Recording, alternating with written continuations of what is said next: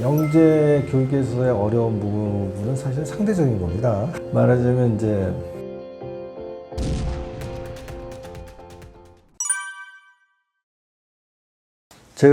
저도 뭐 어렸을 때부터 뭐 아인슈타인에 대한 뭐 관심도 있고 뭐 관련된 뭐 일부러 도서관에서 책을 구해가지고 읽기도 하고 그래서 했는데 지금의 이 나이가 돼서도 여전히 이제 관련된 책들이 좋은 책들이 나오고 있어요. 그래서 자세히 봤는데 내가 그 전에 알고 있던 것과 새로운 부분이 맞네 하는 그런 느낌이 드는 거예요. 그러니까 아인슈타인은 타임지에서 선정한 그 20세기 최고의 인물로 선정된 적도 있어요. 그리고 사실 20세기는 1차 세계대전, 2차 세계전 뭐 그런 이제 세계적인 어떤 판도가 싹 바뀌는 그런 중요한 역사를 가지고 있는데 2차 세계대전 그 말기에 원자통전이 팍 터짐으로써 사실은 굉장히 많은 변화가 일어났고 그러면 그것에 이제 어떤 핵심적인 이제 이론을 제공했던 사람이 아인슈타인이니까 정말 엄청난 그 인류 역사에 충격을 준 사람이기도 하고 그리고 굉장히 어렵거든요.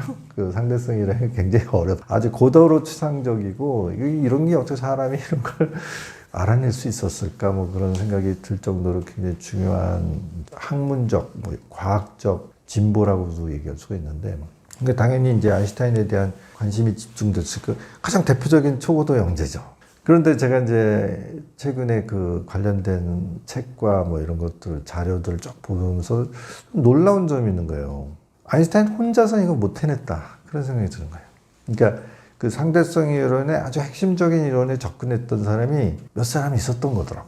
예를 든다면 그 당시 이제 그 우리가 뭐 특수 상대성 이론은 특허청 관리로 일하면서 낸 논문이었던 것 같은데 그보다 이제 일반 상대성 이론이 더 중요한 이론인 것 같은데 그거는 이제 아인슈타인이 베를린 대학의 교수로 물리학 교수로 일하면서 뭐 이렇게 논문을 쓰게 되는데 베를린 대학의 수학 교수랑 거의 매일 밤 만나가지고 엄청난 토론을 하더라고.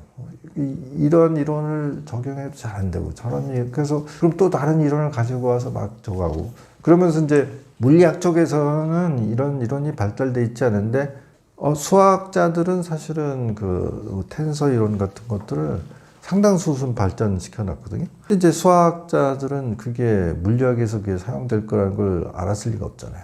그러면서 이제 아인슈타인하고 그야말로 이제 저녁 먹고 밤마다 그걸 가지고 온갖 그 텐서 모델을 적용해 보면서 결국 이제 이론을 완성시켜 나갑니다. 근데 이제 그에 못지않게 그 힐베르트라는 당대 최고의 그 평가를 받은 수학자가 있는데 힐베르트 박사도 거의 그분에 접근했던 것 같더라고요. 논문으로서는 어쨌든 이제 우리가 평가를 받는 그 기록이 되었지만 이게 세계적으로 영향을 발휘하게 되는 데는 사실은 그 에딩턴 경이라고 이제 영국의 천문학자죠. 천문학자가 이제 이걸 일식 현상을 통해서 상대성 이론이 실제로 적용된다는 것들을 증명해내거든요. 아주 그것도 돈이 많이 드는 것 같아요. 일식이라는 게 이제 특정 지역에서만 관찰되고 특정 시기, 특정 지역에서만 확인될 수 있는데 장비를 막 꾸려가지고 정말 그때 그 당시에는 교통도 어마어마하게 나쁜 상태에서 많은 돈과 노력을 해가지고 그걸 찍어가지고 아인슈타인의 이론이 맞네.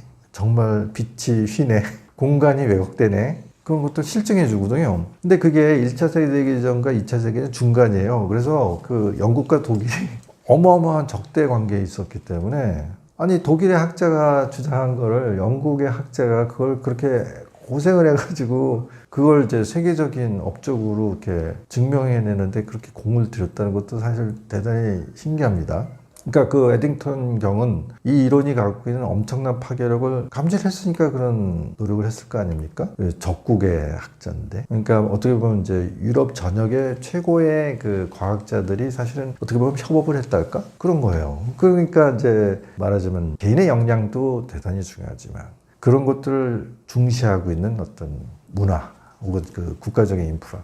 아인슈타인은 소위 이론 물리학자니까 종이와 펜만 있으면 그 뛰어난 머리로 어떤 것을 계산해내 가지고 주장할 수 있겠죠. 하지만 개발도상국의 학자가 그런 걸 했더니 누가 그 사람을 주목을 할 것이며 그걸 세계 각국에 있는 다른 과학자들이 그 논문을 읽지도 않을 것이며 그리고 그게 가지고 있는 것들이 어떤 의미가 있고 어떻게 연결되면 이게 어마어마한 에너지의 폭발로 이어질 수 있다는 것을 이렇게 영감을 가지고 그것을 알아냈을 리도 없지 않습니까? 그러니까 제가 하고 있는 일도 대한민국의 많은 영재들이 그런 수준까지 쫙 업그레이드가 돼가지고 서로 막 협업하고 뭐 분야를 넘나드는 정말 학문적인 수준이 아주 높은 차원에서 막 이루어지는 그런 문화를 만들어 나가는데 뭐 나름대로는 일을 하고 있다. 그런 자부심을 가지고 있는 거죠.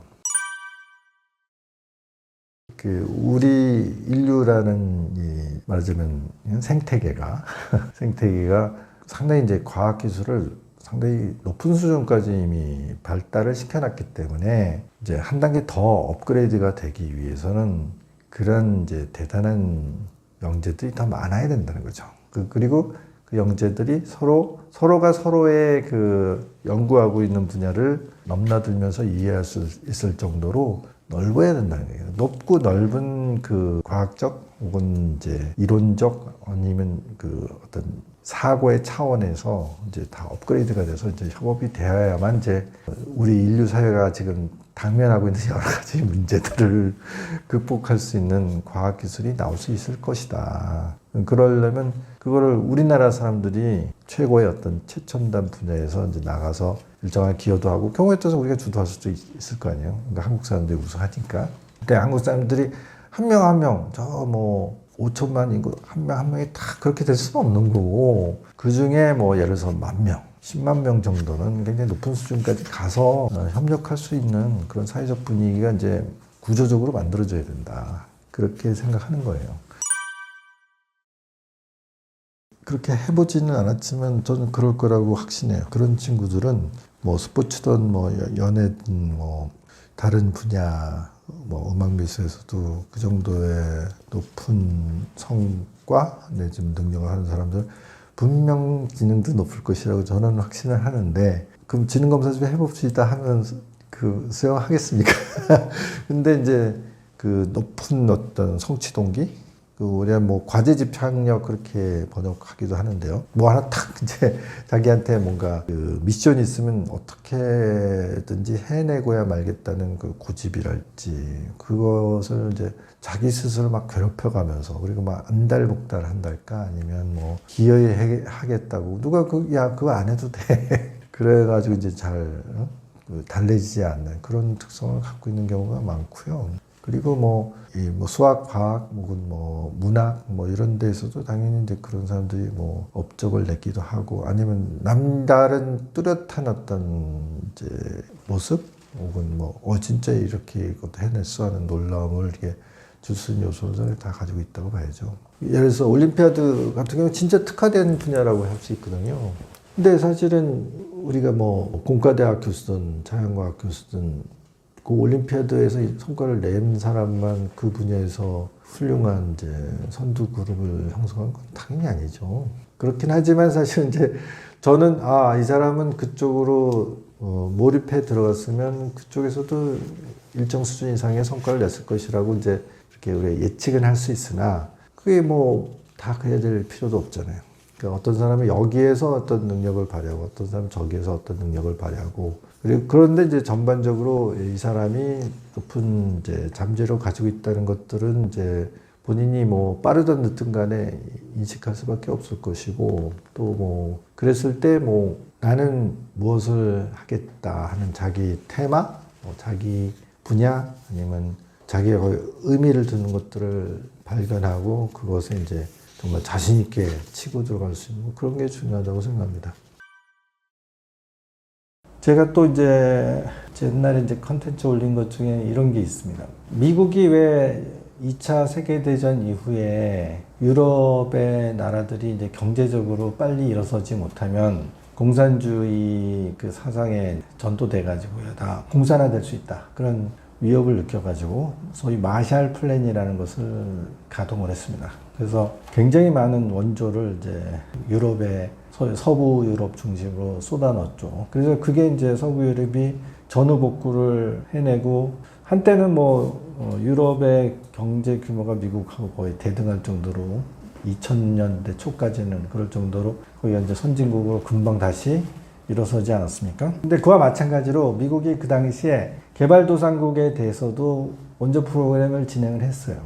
국제 원조 프로그램을 했는데 그거를 미국에 50개의 주가 있으니까 주하고 나라를 매칭을 시켰어요. 그래서 미네소타주, 미국의 미네소타주하고 우리나라가 매칭이 됐었어요. 그래서 미네소타 주립대학하고 서울대학이 이렇게 교류 프로그램을 해서 한국의 인재들을 이제 미네소타 대학으로 가서 고급 교육, 주로 의학 분야, 농업 분야, 그다음에 엔지니어링, 뭐 이제 이런 세 파트였던 것 같은데 그쪽에 고급 인력 양성을 도와준 프로젝트가 있었습니다. 근데 이제 우리나라만 그 혜택을 본 게 아니라 그 개발도상국, 뭐 예를 들어서 뭐 그 맞는지 틀린지 모르겠는데 뭐 태국은 뭐 어느 주, 말레이시아는 어느 주, 저기 아프리카의 어느 나라는 어느 주 이렇게 매칭을 시켰던 것 같아요. 그 프로그램을 이제 광범위하게 진행을 했는데 그게 한 20년쯤 지나고 나서 결과가 어떻게 됐냐면 그 나라에서 미국에 간 사람들은 그 나라에 제일 똑똑한 인재였을 거 아니에요. 그죠? 그 사람들이 석박사를 받고 나서요 다 미국에 그냥 놀러 앉았어요. 당연하죠. 미국은 이민의 나라고 유능한 사람이 미국 시민이 되겠다. 그러면 뭐 이제 영주권 시민권을 아주 쉽게 내주면서 그래서 그게 결과적으로는 도와준 게 아니라 브레인 드레인이다. 두뇌 유출을 시켰다. 그렇게 얘기를 하거든요. 근데 미네소타에 갔던 한국의 과학자, 뭐 의학자 이 사람들은요 거의 다 귀국했어요. 그러니까 같은 이제 어떤 이제 기회가 있었을 거라는 거지. 한두 명 빼놓고는 다 7, 80명 되는 걸로 알고 있는데 그래서 그 사람들이 우리나라의 뭐 의학 분야, 뭐 농업 분야, 공학 분야에서 이제 굉장히 미국에 선진화되어 있는 어떤 과학 기술을 우리나라로 도입하는데 굉장히 중요한 역할을 했다. 그렇게 평가할 수 있거든요. 근데 그게 잘 알려져 있지 않잖아요. 그죠? 그러면 첫째는 한국 사람들이 우수하네. 두 번째는 한국에 우수한 사람들은 뭔가 민족의식이 다른 나라하고는 좀 다르네. 또 두 가지를 생각할 수 있죠. 묵묵히란 정말 이게 어떻게 보면 이제 지금도 그렇거든요. 인도에 예를 들어서 인도 엔지니어가 얘들 영어 다 잘 되니까 똑같은 기술을 가지고 미국의 IT 회사에 직장을 취직을 하면 자기가 인도 회사에서 일하는 것보다 10배 내지 15배 고연봉을 받는다고 그러더라고요. 그러니까 얘들은 길을 쓰고 미국에 가거나 뭐 미국이나 유럽계 회사 뭐 이런 데서 일할 수 있는 기회를 어떻게든지 얻으려고 노력하지 않겠습니까? 근데 그 당시 70년대, 80년대, 60년대, 70년대, 80년대, 한 20년 사이에는 우리나라의 그 말하자면 미국 유학을 했던 인재들이 그런 입장이었을 텐데 78명인가 중에 한 명인가 빼놓고는 다 돌아왔다 그러니까 좀 다르지 않습니까? 근데 다른 나라하고는 좀 다른 것 같습니다. 그래서 그런 부분이 잘 알려져 있지는 않지만 옛날에 해외여행도 어려웠던 시절에도 외국 나갔다 온 사람들이 이렇게 가끔 라디오 프로에서 그런 얘기 해요. 한국 사람들은 외국 경험을 하면 다 애국자가 돼. 그런 얘기를 한단 말이에요. 이게 굉장히 독특한 요소가 있는 거예요. 그러니까 그런 것들을 우리가 조금 더 잘 환경을 만들어주면 몇 년 뒤에는 또 한 단계 더 도약을 할 수 있지 않을까. 그렇게 생각합니다. 저는 뭐 그거 그렇게 생각하지 않습니다. 그러니까 지금 의대가 지금 3,000명 정원이거든요. 그리고 의대학은 별도로 한의대 정원이 또 있어요. 한 600명 정도 되는 것 같은데. 경희대, 뭐 무슨 원광대, 뭐 몇 군데 있어요. 한의대가 지방에도 있고 그래서 600명 정도 되고요. 뭐 치대도 한 800명 되고요. 약대도 지금 6년제로 바뀌어가지고 그것도 한 1,600명 뭐 이렇게 소위 그래서 의학 계열이 한 6,000명에서 7,000명 정도 되는데 저는 이제 영재의 그 고지능 영재 범위를 훨씬 넓게 보거든요. 그 걔네들이 다 의대 가도 충분히 인재가 많이 남어. 대충 이제 영재에 대한 것들을 우리가 보통 2% 3%를 떠들거든요. 그게 제일 일반적입니다. 그러니까 뭐 예를 들어서 지금 한 30만 명 정도, 우리 때는 100만 명이고, 우리 때 한 해 100만 명 태어났고, 지금 수능 보는 애들 한 50만 명 되고, 지금 초등학생들은 한 40만 명에서 이제 30만 명, 뭐 이렇게 조금 주춤주춤 그러고 있는 상태고, 물론 이제 작년 출생아 수는 비참합니다. 25만이 깨져가지고. 어마어마하죠. 그래도 하게 지금 초등학생 한 30만 명 보면 30만 명 중에 3%를 보면 9,000명이에요. 9,000명이 고도 영재인데 확실한 영재라고 얘기할 수 있는데 물론 이제 고도 영재란 말은 조금 더 좁은 범위로 써야 되겠지만 근데 10%설 주장하는 사람이 있거든요. 10%면 이제 지능지수로 따지면 한 120 정도 되고, 우리나라 애들이 3, 40만 명 된다 그러면 3, 4만 명은 꽤 머리 좋다. 그러니까 렌줄리 박사 기준으로 훨씬 몇만 명 된다. 그러면 그 중에 기를 쓰고 의대 간 애들이 다 빠져나가죠. 나머지 애들도 충분히 정말 공부 잘할 수 있다. 그리고 그게 IQ만 가지고 대학자가 되는 게 아니기 때문에. 예를 들어서 뭐 우리가 생각하는 스티브 잡스나 뭐 빌 게이츠나 뭐 아니면 요새 이제 굉장히 좀 말이 많은 앨런 머스크나 이런 사람들이 천재고 정말 뛰어난 사람인 것 같긴 한데, 저는 그 사람들도 IQ가 그렇게 높지는 않다고 봐요. 125. 전체 인구의 한 5% 정도? 130이면 한 2, 3% 이렇게 되는데, 그런 정도의 머리를 가진 사람들이 여차저차한 좋은 이제 모티베이션이, 동기부여이 잘 돼서 뭔가 어떤 분야에서 파고 들어가지고 공부를 하거나 아니면 뭔가 새로운 분야를 개척해내면 얼마든지 이렇게 업적을 낼 수 있을 만한 능력을 발휘할 것이다. 그렇게 봅니다. 그러니까 뭐 말하자면 지능수를 쫙 하고 아니면 뭐 수능 점수를 쫙 해가지고 1등부터 뭐 300등 아니면 뭐 아무것도 못, 그런 거 없어요. 그게 아니라 소위 우리 등급 체제로 뭐 9등급 체제로 가면 1등급 한 4% 정도 준단 말이에요. 그러니까 한 과목에서 1등급 정도 내올 정도의 머리를 가진 아이라면 뭘 해도 뭐 할 수 있다.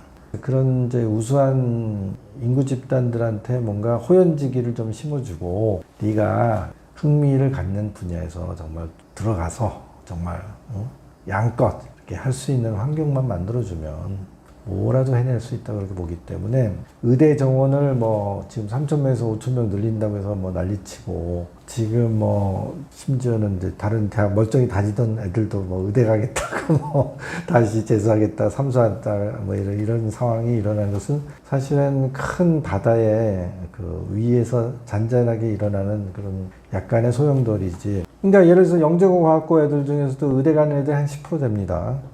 영재고 과학고 합치면 곧 한 2,500명 정도, 그 중에 한 200명 정도는 의대로 빠져나가요. 근데 걔네들이 사실 제일 우수한 인력이거든요. 나머지 애들은 못 가서 가는 게 아니에요. 그 분야에 뭔가 다른 뜻이 있는 아이들인 거예요. 그 2,000명 정도는 영재고 과학고에. 걔네들은 아니 나 의대 가기 싫어. 물론 이제 부모들은 야, 그 남들 그 가기도 어렵다는데 너 가면 좋을 것 같은데 그럴지 몰라도 아니 난 싫어. 난 물리할 거야, 화학할 거야, 수학할 거야. 그런 애들이 더 많다는 거죠. 그리고 이제 영재고 과학고 선생님들도 그렇게 가르치려고 노력해요. 그래 이렇게 좋은 머리를 가지고 그래 환자 돌보는 임상의가 돼야 되겠니? 뭐 그런 얘기를 뭐 간접적으로나 뭐 하겠지. 정말 니네가 이제 국가의 인재가 돼야 된다. 과학기술을 선도해야 된다. 그런 얘기를 뭐 간접적으로 직접적으로 하고 애들이 그걸 받아들인단 말이죠. 의대 지금 시끄러운 문제는 제가 보기에는 뭐 그렇게 해법이 어렵지 않을 것 같은데, 지금의 의대 구조는 제 이제 또 동기동창이 또 소위 3대 병원, 우리가 뭐 3대 병원 있거든요. 서울대병원, 아산병원, 삼성의료원 이렇게 3대 병인데, 제 동창들 중에 거기서 뭐 부원장급 정도 하는 친구들도 있고 그래요. 그래서 그 친구들이 해주는 얘기가 있는데 이런 거예요. 실제로 굉장히 수련이들 이렇게 다루기 어렵다. 사실 의대 6년만 졸업하고 국가고시를 패스하면 의사자격은 다 주어지거든요. 근데 이제 우리나라 의료시장은 전문의가 되지 못하면 의사로서 제대로 평가받지 못한다는 얘기 딱 자리가 잡혀 있으니까, 전문의를 하기 위해서 인턴 1년, 레지던트 5년, 4년, 5년을 더 상대적으로 적은 이제 월급을 받으면서 전문의 수련 과정을 마쳐야 전문의 자격이 생기고, 그래야지 뭐 의사 취급을 받는다. 뭐 이런 약간 왜곡된 구조란 말이에요. 그러니까 그걸 감수하고 있는 거니까 그 5년 동안은 자기네들이 어떻게 보면은 이제 고연봉을 이제 보장을 받을 수 있는 어떤 이제 대가라고 생각하는 거죠. 그런데 이걸 확장시켜 버리면 그게 떨어지지 않느냐. 뭐 그런 이제 이 사람들의 이제 결국 이제 밥그릇 지키기 뭐 이런 측면이 없잖아 있는 거죠. 그런데 이 사람들이 또 전문의 따고 나면 이제 필수 의료 분야나 아니면은 뭐 수술을 해야 하는 뭐 리스크가 높은 분야로 가기 싫어하고, 지방에 가기 싫어하고, 지방에 가면 오히려 서울보다 돈은 잘 벌어. 뭐 이제 그런 조건이 있어도 뭐 여러 가지 열악한, 특히 뭐 자기 자녀에 대한 교육 문제니 등등 해가지고 내가 그러면 이렇게 어렵게 의사가 돼가지고 전문의가 돼가지고 내가 지방으로 뭐 소위 뭐 기러기 생활을 해야 되냐 뭐 이런 문제도 있고 그렇죠. 그래서 제가 생각하는 해법은 아니 그런 과정을 뭐 예를 들어서 필수 의료 분야에서 일하고 나면 거기서 뭐 예를 들어서 뭐 정해진 기간 뭐 10년이면 10년 동안 봉직을 하고 나면 그 다음에 다 풀어줄 수 있다. 그리고 뭐 지방에서 뭐 10년 일하면 그 다음엔 다 풀어줄 수 있다. 뭐 그런 구조로 바꾸면 왜냐면 난 죽어도 싫어요. 그런 사람은 서울에 와서 경쟁하라고. 근데 나는 뭐 점수는 그렇게 높지 않지만 난 진짜 의사가 되고 싶고 그것도 보람 있는 사람 그 분야라고 생각하면서 거기 가서 경쟁하면 되잖아. 말하자면 이제 우리나라 최고의 인재만 골라 내가지고 의사를 시켜야 될 이유가 없잖아요. 사실은 뭐 물리화학, 뭐 수학, 뭐 이런 분야에 그 아주 어려운 분야에 공부하는 것보다는 의대 공부는 제가 보기에는 그렇게 예, 그렇게 고도의 어떤 지적 역량이 있다 보다는 다른 부분이 더 필요한 거다. 뭐 좀 더 지적으로 어려운 과제보다는 뭔가 이제 환자를 돌봐야 되는 그것에 대한 좀 약간 피 보면은 뭐 그야말로 부들부들 떠는 애도 있는 거고 토하는 애도 있는 그런 친구가 의사가 되기는 어려울 거 아닙니까? 그리고 뭔가 그 아픈 사람을 좀 측은지심을 가지고 돌보려는 그런 마음도 있어야 될 것 같고 응? 그러니까 수학을 아주 잘하는 사람이 의사가 돼야 될 게 아니라 뭐 생물학 분야에 좀 더 이렇게 그런 분야에 대해서 관심도 있고 재미도 느끼고 오랫동안 그쪽을 자기는 관심 있게 공부해 왔는데 수학이나 뭐 물리는 잘 못해. 그게 무슨 상관이야. 그런데 이 사람이 뭐 환자를 돌보는 그런 마음씨는 또 강해. 그럼 그런 사람을 뽑아서 뭐 지방 의료 서비스에 투입하고 물론 우리 아버지도 의사셔가지고 집도의가 돼야 진짜 의사지 그런 말씀을 어렸을 때 했던 기억이 나는데 근데 그거 못하는 사람이 있거든요. 그래서 뭐 사실 공부는 내과 의사가 더 잘한다고 그러더라고. 공부해야 될 게 많아가지고. 그리고 사실은 어떤 분야는 사실은 요새같이 되는 경우는 의료 측정 기계, 왜 그 초음파 이런 거 있지 않습니까? MRI, CT 뭐 그런 거는 그 의술만 필요한 게 아니잖아요. 병에 대한 이해도도 있어야 되지만 물리화학적인 뭐 이런 것들도 필요한 거고. 소위 의공학 분야라고 그러죠. 뭐 그런 것도 필요하고 그러니까 이게 좀 거기에 맞춤형으로 거기에 맞는 인재를 뽑는 구조를 조금 그 구조를 바꿔주면 이렇게 우리나라가 의료 시스템이 전반적으로 전 세계에서 가장 높게 평가되는 시스템을 잘 유지 아니면 좀 더 발전시켜서 한국적인 뭐 의료 전달 시스템의 어떤 모델을 만들어낼 수도 있고 그리고 뭐 진짜 의사가 되고자 하는 열망을 갖는 많은 사람들한테 기회를 줄 수도 있고 저는 생각이 아예 뭐 그 외국어와 의료를 다 공부하는 그런 특수의과대학이 생겼으면 좋겠어요. 그래서 한국의 뛰어난 의료 기술과 의료 장비와 그리고 이제 거기 들어간 굉장히 많은 재료들이 있거든요. 뭐 예를 들어서 우리 코로나 때 얘네들 마스크도 못 만들어 난리를 쳤잖아요. 근데 우리나라는 불과 몇 달 만에 그 문제를 해결했거든요. 그러니까 제조업 기반도 있고 관련된 뭐 그런 기술도 있고 또 뭐 재료를 조달할 수 있는 여러 가지 그 서플라이 체인 같은 것도 괜찮고 그러니까 이제 그런 것들을 우리가 이제 전 세계에다가 제공해주는 그런 것을 만들어낼 수 있지 않을까? 그렇다면 이제 의사가 뭐 영어를 비롯한 주요 외국어도 같이 공부하는 그런 의과대학도 하나 생기면 좋겠다. 그런 생각도 합니다. 그런데 이제 그런 얘기가 나오면 꼭 나오는 얘기가 있죠. 근데 왜 노벨상을 못 받아요? 뭐. 근데 뭐 작년인가요? 벌써 재작년인가 된 것 같은데 그 허준희 박사가 받은 필드상은 거의 노벨상급이기 때문에 아마 그런 쪽도 아마 좀 성과가 나오지 않을까 이렇게 보는데 그거는 이제 국가가 이제 연구개발 쪽에 투자를 공격적으로 얼마나 이제 오랫동안 해오느냐 이런 것들이 중요하거든요, 사실은. 그래서 사실은 지금 노벨상을 많이 받는 이제 나라들은 사실은 뭐 과학 개발, 뭐 과학 발전에 있어서는 뭐 100년, 200년, 300년의 역사를 갖고 있는 나라들이고 우리나라는 국가 과학기술에 대한 투자를 좀 그래도 선진국 수준으로 하고 있다라고 평가받을 만한 게 한 20년쯤 됐습니다. 20년쯤. 그러면 20년쯤 된 상태에서 뭐 필드 사항이 하나 나왔다는 것도 굉장히 의미가 있고요. 그리고 전 세계 과학자들이 이 사람 정도면 노벨상 받을 만하지 않을까요? 하는 리스트들이 실제로 있어요. 한 2,000명 정도 됩니다. 그러니까 2,000명 중에 사실은 1년에 한 10명 정도가 받는다고 봐야 되니까. 노벨에 이제 의학, 생리, 물리, 화학 세 분야는 3명씩 줄 수 있기 때문에 맥시멈 9명을 받을 수 있고요. 필드상은 4년에 4명을 줘요. 그러니까 1년에 1명 주는 꼴이죠. 그 레벨로 하면 1년에 맥시멈 10명을 받을 수 있다. 근데 2,000명이 경합을 하는 거야. 근데 그 2,000명 리스트에 한국 학자들이 꽤 있습니다. 저는 이제 기억을 잘 못하는데 검색해보면 나와요. 그래서 그런 이제 소장파 학자들 중에서 뭔가 어떤 분야에서 이렇게 평가를 받기 시작하면 그러면 아마 조만간 이제 노벨상 수상자도 점점 나오지 않을까. 그와 반면에 전통적인 과학 선진국 중에서 뭔가 약간 학교 재정이 좀 빈약해지거나 이런 나라들 중에서는 노벨상 끊긴 나라도 있습니다. 그러면 이제 한참 지나면 한국에서도 노벨상을 받은 학자들이 나오지 않을까? 그러려면 노벨상급이 되려면 진짜 지금 올림피아드에서 성과를 내는 그런 친구들이 잘 성장해야 되지 않을까. 예를 들어서 필드상을 받은 허준희 박사 같은 경우도 국적은 사실은 미국 시민이거든요. 네, 이제 허준희 박사야 고등학교, 대학교까지 어쨌든 심지어는 대학원까지 다 한국에서 공부한 사람이니까 사실은 토종이죠. 토종인데 이제 꽃피운 곳은 이제 미국의 지금 이제 프린스턴 이제 소위 고등과학원이라고 그러죠.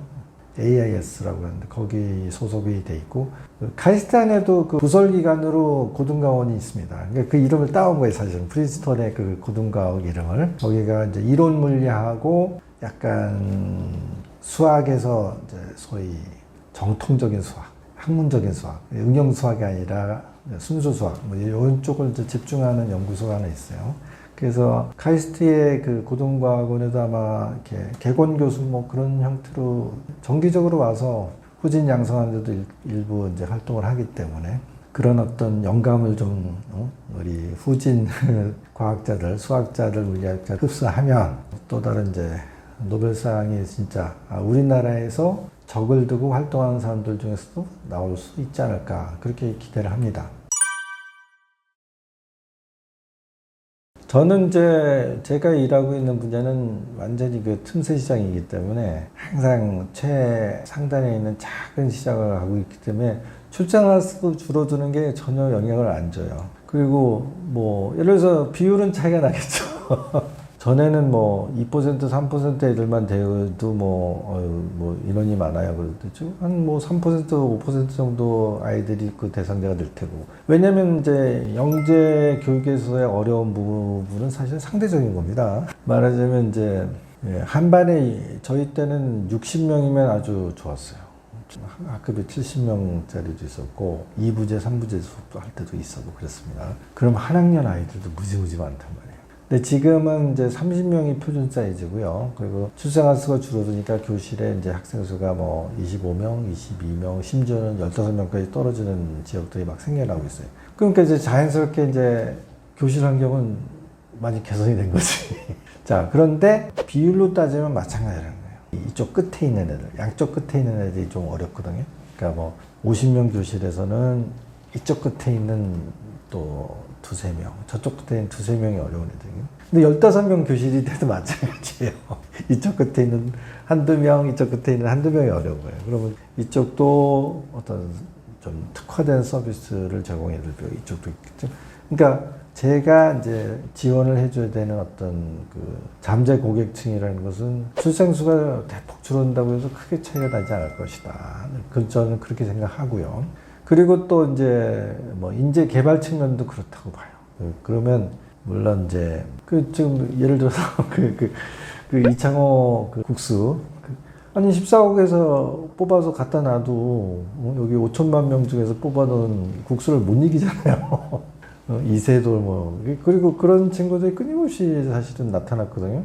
그와 마찬가지로 머릿수가 중요한 것 같지는 않고 출생아 수는 줄어들고 있으나 사실은 그 우리나라 사람들이 갖고 있는 그 자녀에 대한 교육에 대한 그 최우선 순위를 하는 그런 문화적인 태도, 우선순위 이런 것들은 바뀌지 않기 때문에 정말 인재란 측면에서는 부족함이 없을 거라고 저는 생각합니다. 예를 들어서 싱가포르 같은 경우는 심각해요.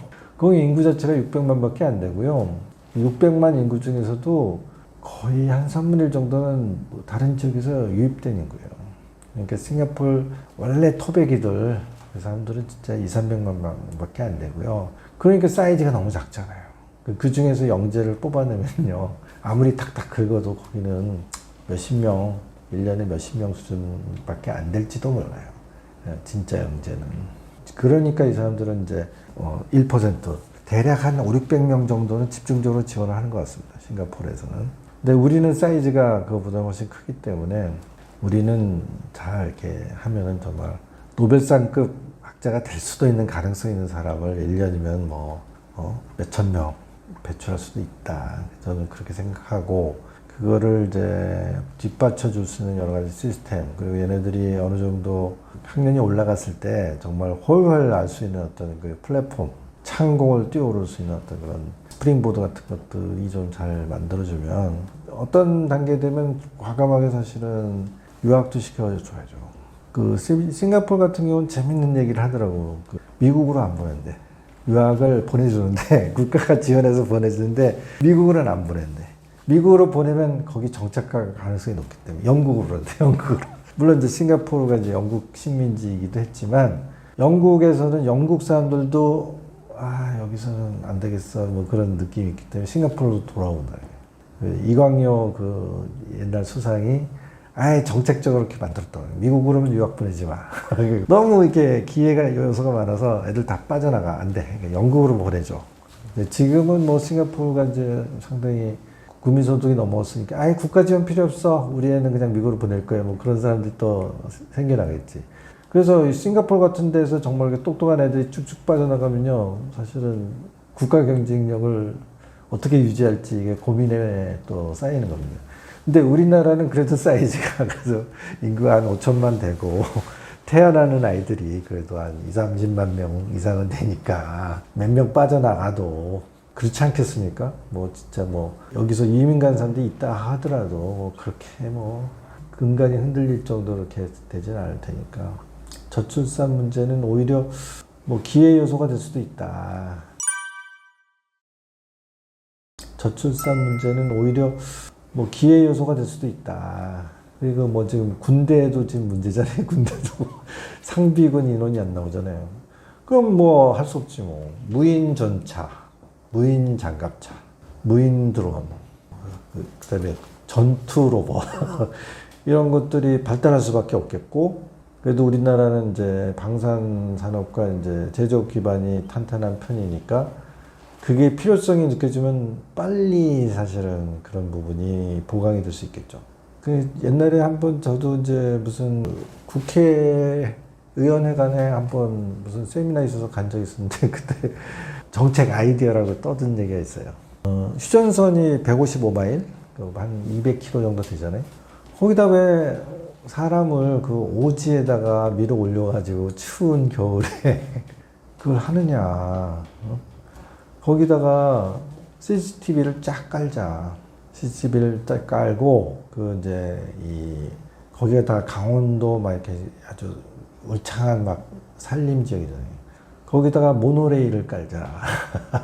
CCTV를 쫙 깔고 감시하다가 뭔가 이상한 상태가 되면 이제 모노레일을 타고 이제 지원 병력들을 빠르게 이동시켜서 이제 대응을 하면 뭐 지금 뭐 예를 들어서 뭐 북한에서 뭐 부대 단위로 군단 단위로 뭐 침공을 하고 그럴 수 있는 상황은 아닌 것 같고, 기껏해야 이제 이렇게 뭐 침투 간첩이나 아니면 뭐 귀순 이런 거 감시하기 위해서 거기 줄잡아 얼마가 투입이 됐을 것 같아요. 지금 우리나라 옛날에는 60만 명이라고 그랬는데 지금 아마 많이 줄었을 것 같은데 4, 50만 명 중에 80% 이상의 군인들의 업무가 정찰이거든요.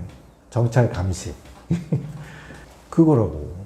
그러면 30만 명을 지금 휴전선과 해안 지방에 깔아놓고 있는데 걔네들이 이제 그야말로 얘네들이 자기 근무하는 1년 뭐 몇 개월 될 텐데 1년 6개월 1년 6개월의 업무 중에 태반이 그 아무도 나타나지 않는 야생동물이나 왔다 갔다 하는 그걸 이제 지켜보면서 혹시라도 있는 걸 대비하는 그 일을 하는 얼마나 지겹습니까? 그런데 추운 겨울, 무더운 여름을 다 견뎌야 돼. 그러면 제가 보기엔 우리나라 기술로 봐서는 CCTV를 180kg 되는 그 철책에다 쫙 깔아놓는 거 그렇게 어렵지 않은 것 같고, 중간중간에 뭐 야간 투시경 아니면 고정밀 뭐 이런 거 있어가지고 뭐 이상한 징후가 탁 감지가 되면 좀 더 줌인 해가지고 더 집중적으로 보이게 동물인지 사람인지 뭐 딱 보고서는 아니다 싶으면 이제 모노레일로 이제 쫙 분견대가 가가지고 대비하고 그런 체제로 하면 그 군인 수를 대폭 줄이고 그러면 이제 많은 인력들이 사실은 모니터가 있는 방에 쫙 감시하면 되겠죠. 그리고 그 업무는 남자가 안 해도 되잖아. 직업 군인들을 좀 해서 충분한 월급을 주고 좀 나이가 든 사람도 할 수 있잖아. 그 산등산을 기어 오르고 내리고 말이지 추위를 견디고 막 배고픔을 견디고 막 군장을 끓이고 이제 그런 걸 하는 이제 말하자면 특공대 같은 이제 친구들은 이제 군사 엘리트를 이제 키워가지고 보상도 많이 해주고 감시 업무 이런 것들은 이렇게 좀 이런 것들을 동원해가지고 우리나라가 가지고 강점을 더해가지고 하게 되면 굉장히 많은 그 인력을 좀 낭비하지 않으면서 또 이제 걔네들이 좀 더 이제 첨단 무기를 다루는 어떤 기능들을 이제 다각적으로 익혀가지고 정말 이게 로봇 그 군사나 무인 장갑차, 무인 전차, 뭐 무인 드론 뭐 이런 것들을 이제 전에 그 외국과 교류하는 군인들이 있습니다. 그러니까 대사관마다 그 파견되는 군인들이 있어요. 장교들이 군인해가지고 다른 나라의 어떤 그 군사적인 문제들을 협의하는 그런 독특한 직책이 있던데 그거 하던 분이 한번 특별 강연한 거 들었는데 한미 합동훈련 하면요 재밌대요. 그러면은 그 워게임을 해야 돼 그래. 워게임을 해야 되는데 그 워게임 룸에 들어가면 이제 완전히 이제 스타크래프트지. 큰 이제 모니터링 대형이 쫙 깔려 있는 데서 거기서 이제 작전 지휘를 하는 것들을 모니터링 하면서 이걸 해야 되는데 그러면 이제 항공 쪽은 완전히 정말 이렇게 스타크래프트로 가더라고. 여기 비행기가 떴다. 그리고 거기 이렇게 뭐 말하자면 미사일이 할 수 있는 레인지가 얼마다 이게 딱 뜨면 결국은 게임상에서 이렇게 유닛 갖고 있는 재원이 다 있잖아요. 이제 그런 것들을 해가지고 이제 워게임을 계속해야 되는데 미군 장교들이 한국 이 사병들이 그거 다루는 거 보면 눈 돌아간다고 그러더라고. 얘네들 왜 이렇게 잘하냐고. 최고래. 그럴 수밖에 없잖아요. 우리나라 그 소위 슈팅 게임을 비롯해가지고 뭐 전설적인 프로 게이머들이 어마어마하잖아요. 근데 그 정도는 아닐지 몰라도 지금 젊은 애들 그 군대 입대되는 애들 중에 그쪽에 뭐 기가 막히게 손이 빠르고 판단이 빠른 애들 많거든. 그런 애들 딱 배치해가지고 몇 개월만 훈련 받으면 이제 미군 애들은 상상하지 못할 정도의 아주 기민하고 저걸 한다고 하는 거거든요. 그거를 이제 전체 군인에다 우리 국방도 그런 체제로 국방 혁신을 하면 그러면 뭐 아이들도 군대 경력이 나쁜 경력이 아닌 거지. 그런 것들을 해가지고 나중에 알겠습니까? 미국 같은 데도 다 스카우트 해가겠다고 그럴지. 그리고 그런 기술들을 바탕으로 해가지고 방산산업도 한 번 더, 한 단계 더 업그레이드 시킬 수 있고. 이제 그럴 수 있는 애들이 지금 집집이 게임한다고 엄마한테 쿠소리 맞으면 등짝 스매싱을 당하는 게 현실이다. 이제 그것을 이제 적절하게 이제 밸런스를 잡아줘서 그래도 뭐 문해력도 키우고 외국어 능력도 키우고 수리과학적 능력도 키우는 동시에 게임도 잘하고 이렇게 되면은 이제 21세기에 필요한 아주 유리한 그런 인력을 많이 양산할 수 있다 그런 생각을 하고 있습니다. 예, 그러려면은 이제 교육계도 이제 당연히 이제 제도와 뭐 예산 이런 것들이 소위 밸런스를 다시 잡아줘야 되겠죠. 현재도 지금 초, 중, 고, 심지어 유치원, 뭐 대학생도 마찬가지입니다. 국가지원금이 다 있거든요. 제 계산으로는 대충 연간 1인당 500만 원 정도 전후인 것 같아요. 그러니까 우리 세금으로 사실은 꽤 많은 우리나라 교육제도가 돌아가는 거예요. 그러면 그게 이제 다른 나라하고 비교해서 봐서도 꽤 잘 돼 있는 편이라고 저는 보거든요.